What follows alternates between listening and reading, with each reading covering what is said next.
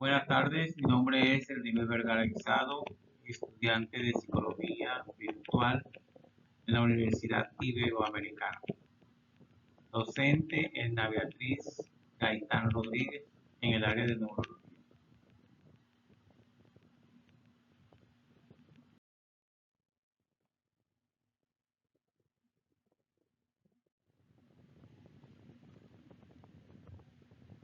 Hoy quiero compartirles un caso clínico que resulta muy interesante y también conmovedor desde el área neuropsicológica, que se refiere del paciente o el doctor P, paciente mayor de edad de sexo masculino que consulta por presentar algunos comportamientos extraños relacionados con su percepción visual. Aunque continuamente se muestra lúcido en una persona que se cree funcional, empieza a tener dificultades para reconocer objetos, personas o escenas que se estén efectuando en la parte visual, lo cual genera confusión y preocupación tanto en su entorno laboral como familiar. A veces ahí empiezan a haber algunas alarmas para el paciente consultar. Entre esos tienen algunos antecedentes y factores influyentes que influyen, pero según el paciente y sus familiares refieren que no tienen algunos antecedentes relevantes médicos en la infancia ni en la juventud, ni años atrás, antes de tener o de presentar estos episodios. Pero se nota que después de 3 años, es decir, que siguió siendo recurrente los eventos, los episodios del paciente del doctor P, después de 3 años, él nuevamente consultó y, y fue diagnosticado con una enfermedad de diabetes, lo que le llevó a tener más consultas frecuentes y llegó a tener citas con los especialistas a nivel de la visión, con un oftalmólogo. Vemos que cuando tiene la cita del especialista no encontró ninguna alteración a nivel de la visión o a nivel ocular, pero él sugirió efectos cerebrales en las áreas visuales, teniendo en cuenta todas las indicaciones que había dicho el paciente y su familiar al inicio de la consulta. Y fue remitido a neurología. Desde entonces se hicieron frecuentes los errores perceptivos. Confundía objetos con personas y para realizar sus rutinas diarias tenía que escuchar, eran cantadas para realizar tareas básicas, lo que reflejaba una pérdida de reconocimiento visual consciente. Es decir, que si no escuchaba música, no hacía actividades que eran frecuentes, acostumbradas él en su entorno, no tenía la capacidad de realizarlas.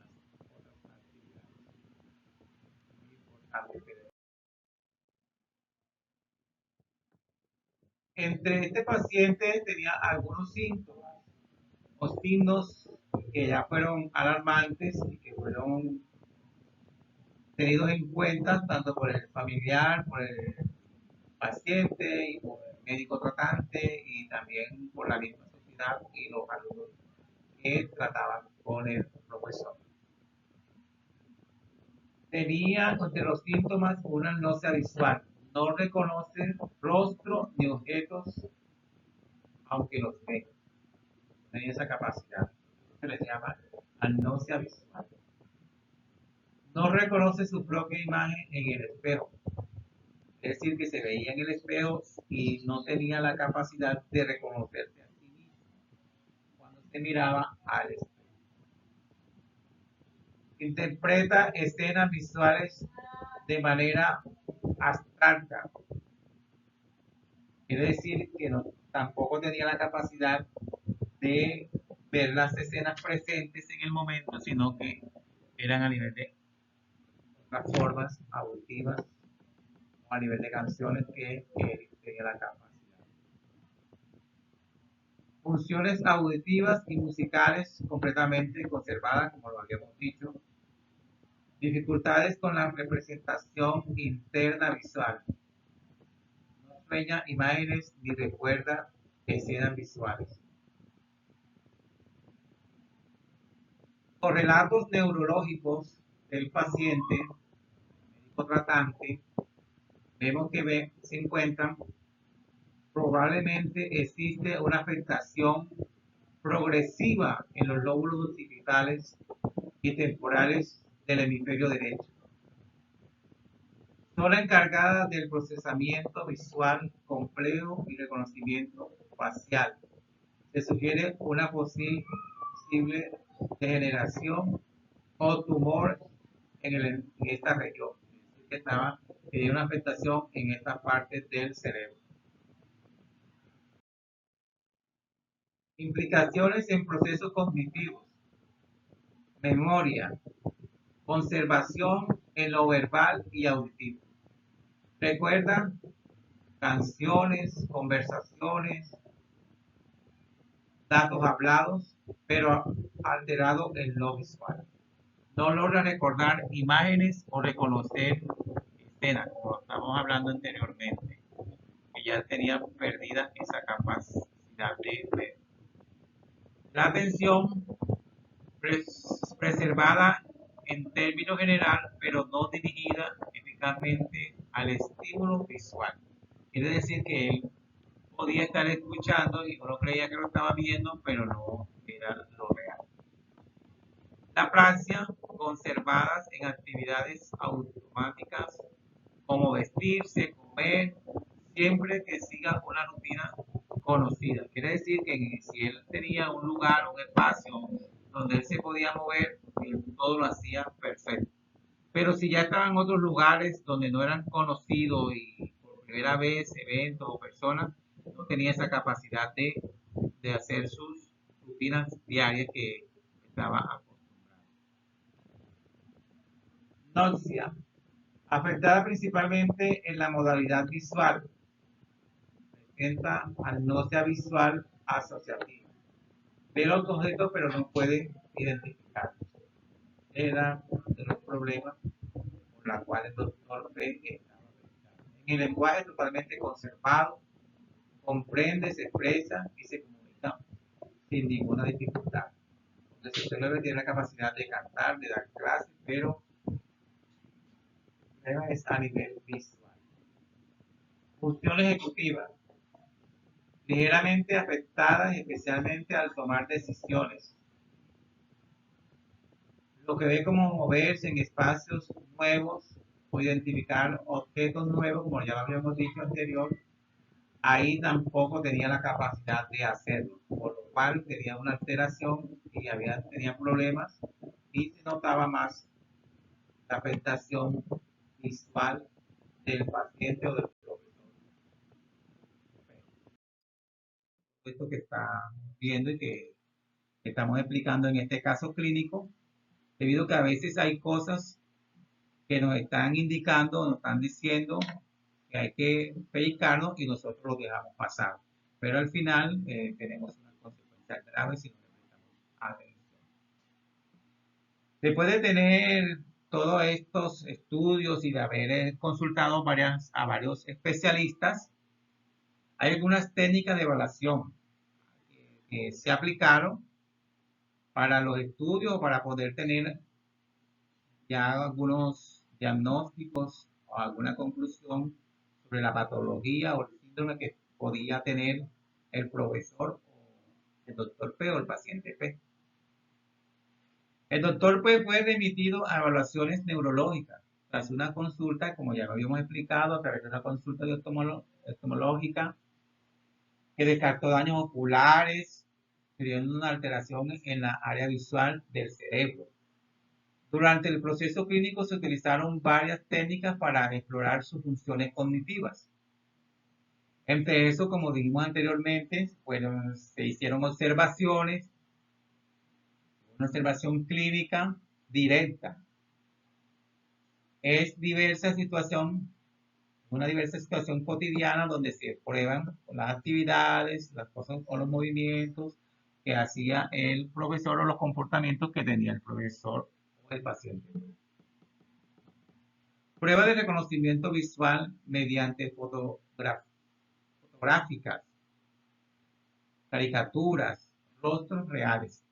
Se le ponían caricaturas o se le ponían algunas fotos, imágenes, para que él las viera y las podía identificar.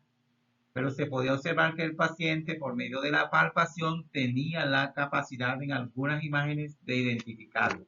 Pero cuando ya se le fueron cambiando otras imágenes, o se le fueron colocando nuevas imágenes, él ya no tenía la capacidad a nivel de la palpación para poderla identificar. En el ejercicio de imaginación visual, en lo que se le pedía describir escenas, imágenes mentales, él ahí se las inventaba o se quería hacerlas, pero cuando ya tenía que verlas o imaginarlas visualmente, no tenía la capacidad de poder, es decir, de poder organizar la escena completa. Habían algunas alteraciones ya para poder concluir con lo que se le pedía en el momento de las pruebas.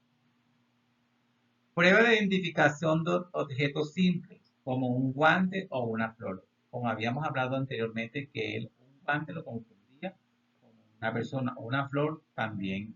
Hay cosas sencillas, pero que él no tenía la capacidad visual para poderla identificar. Evaluación informal de juicio y razonamiento a través de entrevistas clínicas. Todo eso se hizo para poder dar con el síndrome o la patología que tenía el doctor o el paciente. En todos estos estudios y todas las evaluaciones que se le hicieron al paciente, hay algunos posibles diagnósticos que se hicieron para el paciente, todas las alteraciones y todo lo que se observó y todo lo que se estudió en el paciente, se llegan a algunas impresiones diagnósticas que no están claramente, pero son algunas impresiones diagnósticas. El paciente puede ver los objetos, pero no logra reconocerlos, ni asignarle un significado, lo que indica unas alteraciones en la integración visual. Este posible diagnóstico se llama agnosia visual asociativa. Esta alteración. En otro posible diagnóstico también tienen la incapacidad para reconocer el rostro, incluso los más familiares, porque leyendo en este caso clínico, esta lectura, vemos que el paciente confunde a su esposa aún con el sombrero, quiere decir que no logra identificar a su esposa en donde la confunde con un sombrero. Imagínese usted cómo estaría ya tan avanzado el problema del paciente o del doctor, que tenía ya todas esas alteraciones en las demás personas. Alteración severa de la percepción visual.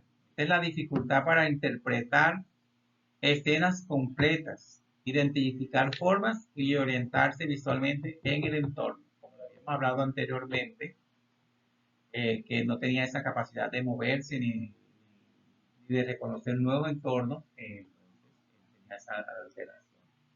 También se sugieren compromisos neurológicos en las áreas del cerebro encargadas del procesamiento visual complejo, como el lóbulo occipito-temporal derecho. Este es un diagnóstico, es un posible síndrome de afectación del lóbulo occipital derecho. Parece sencillo, pero sería una complicación avanzada del paciente. Consecuencias o efectos secundarios o que se pudieron encontrar. Es una dificultad para desenvolverse en ambientes nuevos, como ya lo habíamos dicho anteriormente, o cambiantes, dependencia de rutinas musicales para realizar actividades diarias, pérdida de autonomía visual. Él tenía que escuchar las notas musicales para poder realizar sus actividades. Mientras no sucedía eso, no lo podía hacer a nivel visual. Impacto emocional es bajo por falta de conciencia del déficit, pero gran impacto en la vida familiar y social. Pérdida progresiva del reconocimiento de personas cercanas. Vemos que este caso clínico es muy importante porque puede sucedernos a nosotros mismos o a algún familiar le está sucediendo y pensamos que cualquier cosa que no puede ser grave, pero notando y viendo este caso clínico es alarmante y hay que preocuparnos si se están presentando algunos síntomas en alguno de nosotros o en algún familiar. Es muy importante. En el siguiente caso clínico vamos a analizar el siguiente caso clínico que es un paciente de 49 años que consulta al médico, un paciente llamado Jimmy. Es un marino que consulta en compañía de sus superiores de una religión, la cual vivían ahí. Era un paciente que aparentemente se muestra cordial, conversador, aparentemente funcional. Pero al transcurrir de la consulta podemos notar que ya el paciente va teniendo alteraciones a nivel de la mente. Porque el paciente llama la atención que actúa como si estuviera viviendo en el pasado.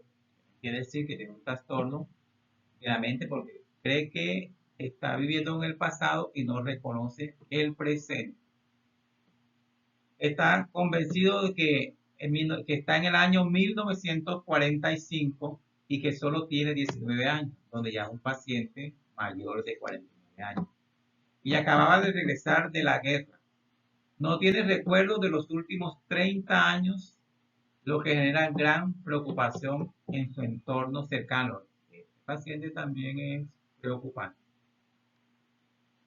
Es preocupante también. Vemos que Jimmy, este paciente de 49 años, según su historial o lo que se pudo observar o ver o analizar, este paciente era una persona sana, el cual fue funcionario de la Marina, hizo algunas actividades, antes trabajaba, y se cree que era una persona sana. Jimmy llevó una vida activa como marino y tras su retiro trabajó en varios oficios. Durante su juventud tuvo un consumo excesivo de alcohol. Lo que el médico cree o su médico durante su juventud pudo causarle daños cerebrales a largo plazo. Quiere decir que este paciente creyó en su juventud tener una vida donde tomaba alcohol y de una vida desordenada de pronto y pensaba que eso era en el presente, pero eso vemos que a largo plazo nos afecta. Hay que tener cuidado con eso. Tener en cuenta eso. Hay que tener una vida, tratar de tener una vida desde temprana edad sana, saludable. Aunque no hay registro de lesiones traumáticas ni evidentes,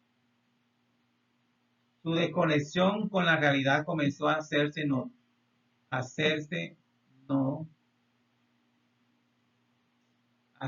notoria cuando ingresa a la institución religiosa donde actualmente reside. Ahí es donde las personas empiezan a notar todos los cambios que tiene Jimmy. Ahí Jimmy empezó a mostrar desorientación temporal y no reconocía a personas que acababa de conocer. Quiere decir que tenía un problema en la memoria, en la mente. Es un problema de que hay que preocupar. Entonces eso prendió la alarma sobre su estado cognitivo.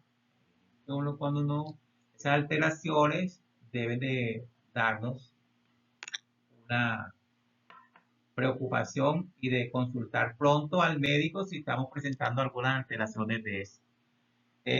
Para hacer una pausa aquí en este caso, de verdad yo estoy un poco preocupado porque leyendo estos casos clínicos y estando en las clases, tengo a mi mamá que presenta casi hace 6 meses para acá, se le olvida dónde deja la llave, se le olvida dónde deja el celular, se le olvida muchas cosas que son como tan comunes o rutinarias y veo que ahora leyendo y viendo todos los casos es preocupante, debemos de alertarnos y a veces creemos, no es que se le olvida por su edad X, pero sí, de verdad, hoy me preocupa eso y debo de tomar algunas decisiones muy pronto para evitar que lleguemos a estos casos. Continuamos con la explicación de este caso que es muy interesante. Vemos que Jimmy, el paciente de 49 años, es marino, empezó a tener algunos sintomatologías y signos, como lo veníamos explicando, cuando se empezó a observar, cuando llegó a la consulta por primera vez. Ahí cuando el paciente llega se hace la observación. Apenas que el paciente ingresa se le hace una observación sin que el paciente se dé cuenta. Están haciendo unos análisis observativos para ir concluyendo y teniendo claro los posibles diagnósticos del paciente. Entre esos sintomatologías y signos tenemos que el paciente no puede formar nuevos recuerdos desde hace décadas. Es decir, que hace mucho tiempo él no recuerda lo presente, lo vivido, sino que recuerda es el pasado. Entonces a este posible signo o sintomatología se le llama amnesia anterograda severa.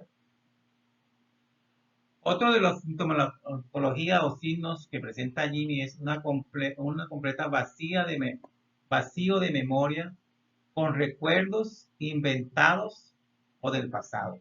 Es decir, que él se podía inventar algo, una imagen o una historia para poder llenar los vacíos, para quedar bien delante de los demás. Estaban dialogando, pero en realidad no era real, porque cuando esto sucede, uno se va dando cuenta que el paciente está hablando, la persona está hablando y no está ubicada en el presente. En el presente. Esta sintomatología se llama confabulación leve. También Jimmy cree firmemente que vive en el año 1945 y que tiene 19 años. Falsa orientación temporal. Vemos que ahí se tuvo que llevar al espejo para que se viera y él viera que no estaba joven, sino que ya estaba en edad avanzada. Pero él en el momento, pero ya de nuevo regresaba a todos los recuerdos de la memoria a largo plazo. También se muestra sorprendido cada vez que se le informaba el año actual. Repetición constante de preguntas. Eso era otro signo. Quiere decir que este paciente era repetitivamente, podía estar haciendo la misma pregunta. En caso que esto es también importante para tener en cuenta nosotros. Se comunica con amabilidad y naturalidad. Él tenía esa capacidad habilidades motoras, sociales y de lenguaje conservadas. Quiere decir que ahí estaba el paciente totalmente conservado.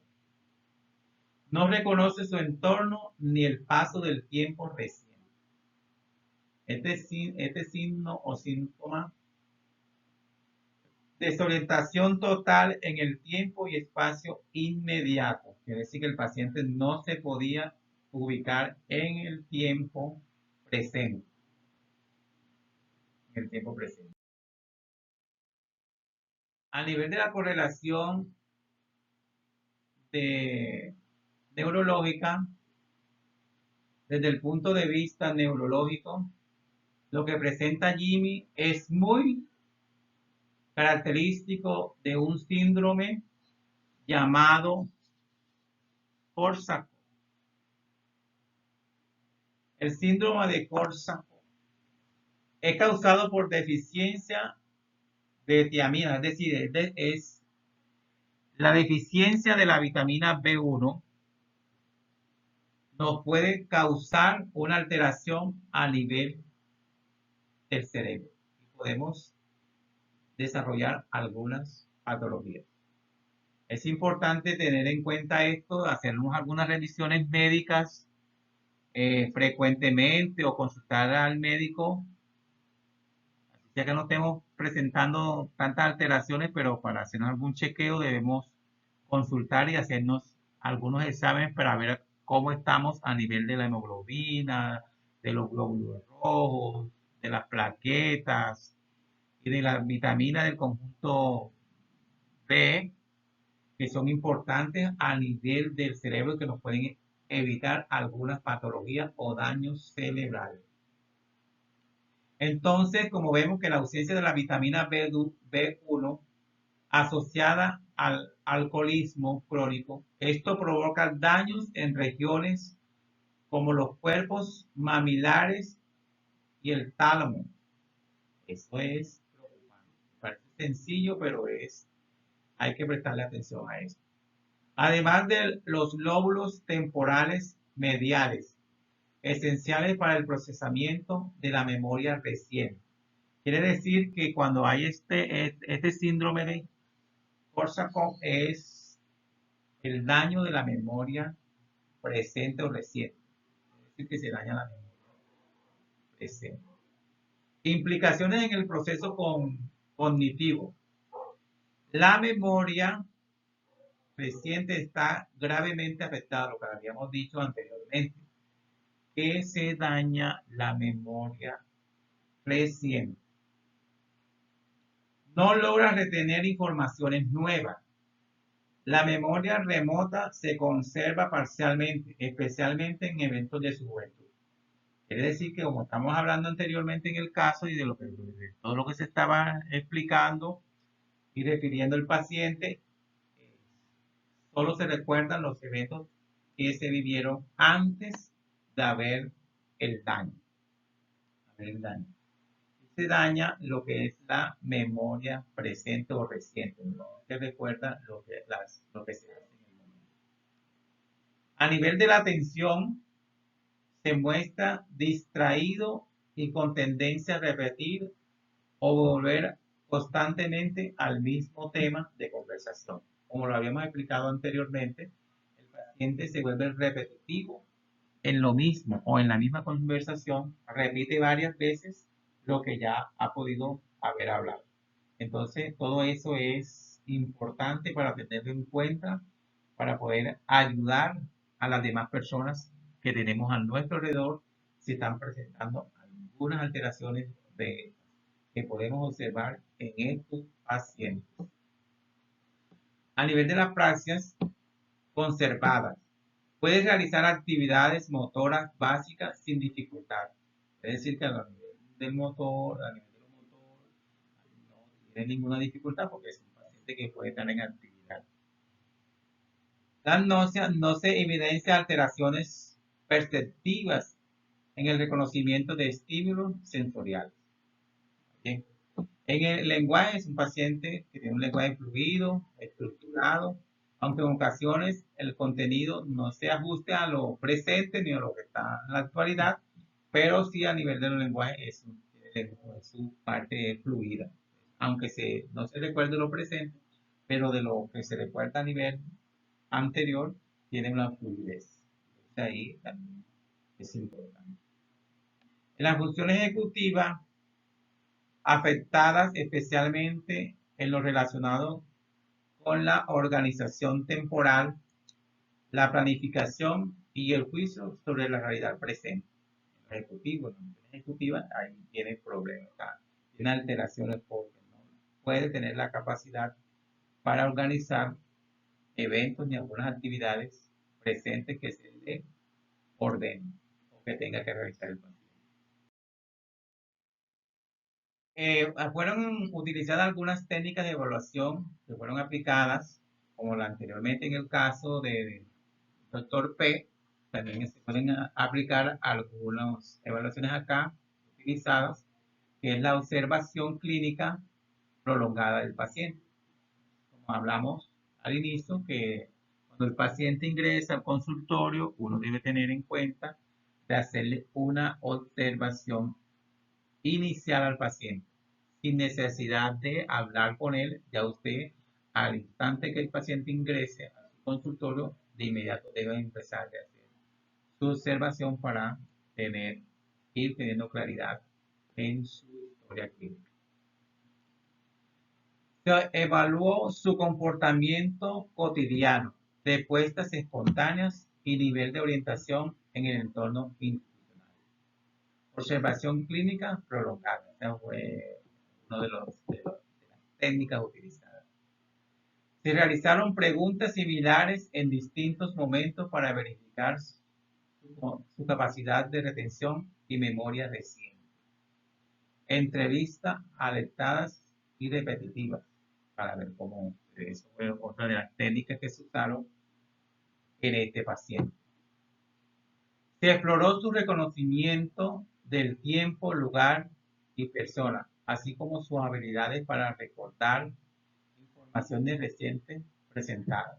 Es decir, que se evaluó si el paciente estaba orientado en tiempo, lugar, espacio, todo eso, o si le hizo en estas técnicas, según una prueba básica de orientación y memoria inmediata, fueron también utilizadas en este caso.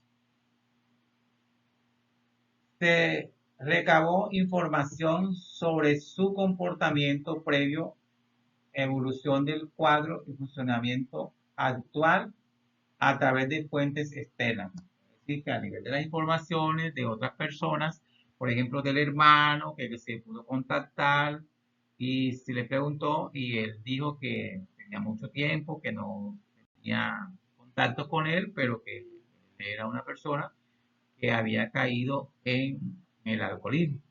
Entonces, eso es una revisión de historia clínica y entrevistas a cuidadores, es decir, a personas que están a su alrededor. Entre esas posibles impresiones diagnósticas, esos diagnósticos, hipótesis que te hicieron en este paciente, se ve que hay un cuadro neuropsicológico asociado al consumo crónico de alcohol y deficiencia de tiamina que afecta principalmente la memoria reciente. Como habíamos hablado anteriormente, que la disminución de la vitamina B1 afecta y hay algunos trastornos o enfermedades. Como el que habíamos mencionado anteriormente, que es el síndrome de Korsakoff. También tenía la incapacidad para formar nuevos recuerdos desde el inicio del daño cerebral. Quiere decir que desde que tuvo el daño cerebral no tuvo la capacidad para seguir, para tener presente o guardar los recuerdos que sucedían después de ese episodio. Entonces se llama amnesia anterograda severa. Vive anclado en una época pasada, con desorientación persistente respecto al tiempo actual. Vive en el pasado, el paciente no está en el presente, sino que está anclado en vivir con los recuerdos de su juventud o del pasado. Esto se llama desconexión temporal crónica. La impresión diagnóstica que se da ahí. Diagnóstico amplio que explica el deterioro cognitivo global, especialmente en la memoria, causado por el daño cerebral vinculado al alcohol. Este trastorno, este, este diagnóstico se llama trastorno neurocognitivo mayor debido a daño cerebral adquirido por el alcoholismo. El alcohol tiene algunas consecuencias o efectos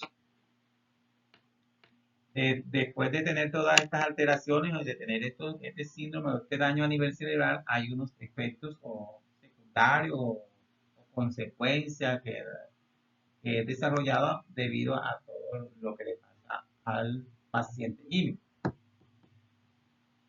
Requiere acompañamiento y supervisión constante para desenvolverse en su vida diaria. Mira todo lo que desarrolla algo que cree uno que es sencillo. Tomar alcohol y volverse alcohólico.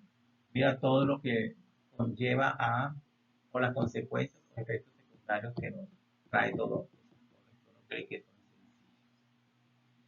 Entonces se llama pérdida de autonomía personal. No tiene autonomía personal, no tiene la capacidad para desenvolverse ni hacer sus actividades libremente sin la orientación ni la ayuda de otra persona o de algún cuidador. Dificultades para establecer vínculos nuevos o mantener rutinas independientes, como ya lo habíamos dicho anteriormente, que no tiene la capacidad para tener esas rutinas, es decir, independientemente, o él solo poder hacer sus actividades. Debe haber alguien que lo esté orientando, vigilando o acompañando. Su amnesia le impide recordar personas recientes o crear hábitos sin apoyo externo. También otra de las consecuencias es aislamiento emocional parcial. Aunque se muestra afectuoso, su desconexión del presente limita su participación emocional plena. Sin embargo, disfruta de actividades religiosas. A pesar de todo, tiene esa limitación de poder disfrutar de lo que se está viviendo en el presente y de lo que sean las actividades del futuro. Él no los puede lograr a disfrutar o tener libremente la capacidad de hacerlo. Pero si vemos que se puede disfrutar su parte religiosa, porque puede ser que esto esté desde su juventud o antes del daño se practicaba esto y ahí él recuerda y tiene la capacidad de hacerlo. Eso es importante. Otro de las consecuencias es la adaptación social parcial. Su actitud amable facilita la convivencia, pero no es consciente de su déficit cognitivo, lo que limita su capacidad de autogestión. Como ya lo habíamos dicho anteriormente también, siempre necesita la ayuda de un cuidador o de un vigilante o de un segundo o tercera persona. Aquí también les digo las referencias donde voy a sacar estos casos clínicos que son bastante interesantes. Es importante que, si no lo teníamos en cuenta, hoy leyendo, estudiando y aprendiendo, podemos mejorar nuestra calidad de vida o la calidad de vida de nuestros familiares o amigos, vecinos o compañeros de trabajo. Tenemos algunas conclusiones de estos casos clínicos que son muy importantes. La actividad permitió integrar los conocimientos teóricos en el análisis clínico de casos reales, fortaleciendo el juicio neuropsicológico. Como ya lo habíamos dicho, fue importantísimo estos casos clínicos para mí personalmente los acogí porque me parecen tan interesantes. Se identificaron síndromes relevantes como la amnesia visual, asociativa, la prosopagnosia y el síndrome de Korsakoff. reconociendo sus implicaciones funcionales y emocionales. Se destacó el valor del diagnóstico diferencial como herramienta para una comprensión precisa y contextualizada del paciente. Eso es importante. La reflexión crítica sobre cada caso evidenció la necesidad de una intervención clínica fundamentada en la empatía, la ética profesional y el respeto por la seguridad del sujeto. Esta experiencia contribuyó al desarrollo de competencia académica y humana, esenciales para el ejercicio responsable en el campo de la neuropsicología. Es importante que tengamos en cuenta esto para cuidarnos, para tratar de tener una vida saludable. Recomiendo que podamos hacer ejercicio. Si no lo hacíamos, vamos a comenzar a hacer ejercicio, a vigilar nuestros comportamientos mentales, nuestros comportamientos visuales, nuestro lenguaje y a tratar de comer sanamente, estar pendiente de comer verduras de color verde, donde se encuentran las vitaminas, para así fortalecer nuestro cerebro, nuestro sistema circulatorio, nuestro sistema óseo, nuestros órganos internos como hígado, corazón, cerebro, visión, que juegan un papel importante en nuestra funcionalidad diaria.